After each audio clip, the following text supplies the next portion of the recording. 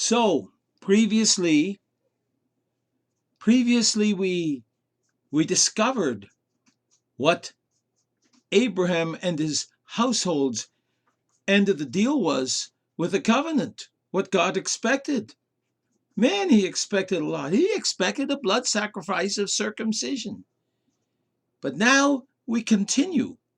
We continue with what God wants Abraham to do. And we continue in verse 15, right up to verse 18 of Genesis chapter 17. And God furthermore said to Abraham, "As for Sarai, thy wife, thou shalt not call her name Sarai, but Sarah shall her name be. And I will bless her, and give thee a son also from her. Yes, I will bless her, and she shall be a mother of nations. Ooh. Kings of people shall be from her." Then Abraham fell upon his face and laughed, and said in his heart, "Shall a child be born unto him that is 100 years old? Oh, and shall Sarah who is 90 years old bear?" And Abram said unto God, "Oh, that Ishmael might live before thee." So ends verse 18. You see, Abraham still didn't get it. He still didn't get it. He still doubted God. My goodness. Way back, God counted his faith as righteousness. Folks, even that faith came from God. There's nothing we can do to earn anything, any favor with God.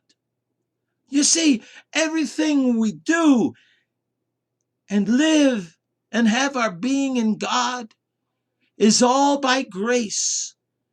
Grace is God's riches at Christ's expense. So God continued in his talk with Abraham.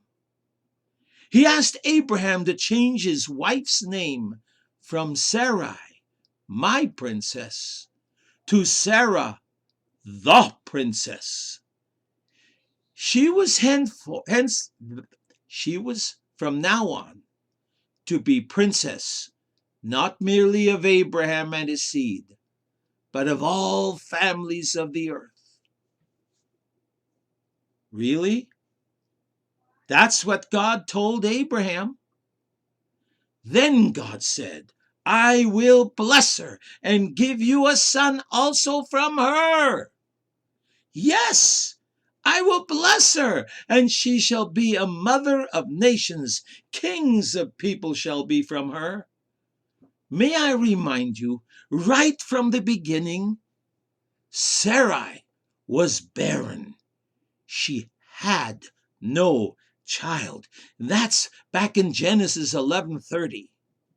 The miracle of her having a baby was not just that she was 90 years old. It was that she had been completely infertile right from the beginning. Now, almost all preachers and Sunday school teachers talk of God rejuvenating Sarah's body, enabling her to have a son long after it seemed biologically possible. There's some truth to that. She was, after all, 90 years old.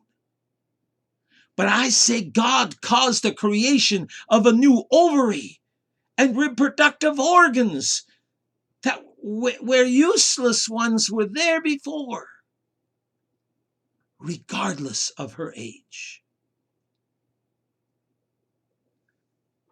At God's good news regarding Sarah in verse 17, Abram fell upon his face and laughed. And as we read, he said in his heart, shall a child be born unto him that is 100 years old? And shall Sarah, who's 90 years old, bear? Abraham's laughter was not of unbelief. It was sheer joy.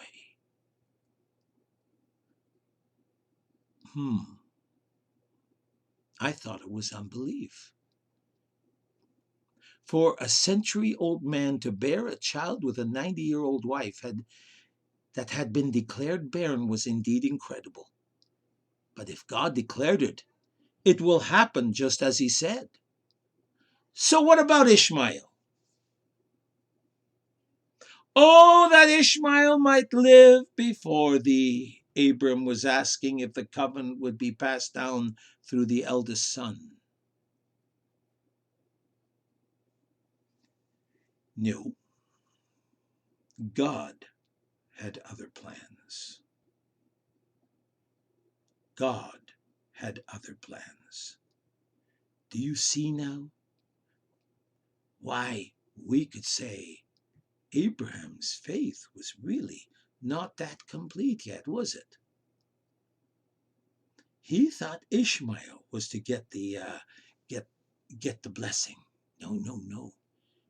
God said, you're going to have a child through Sarah, and many kings shall come from her. Blessing was not to be handed down to Ishmael.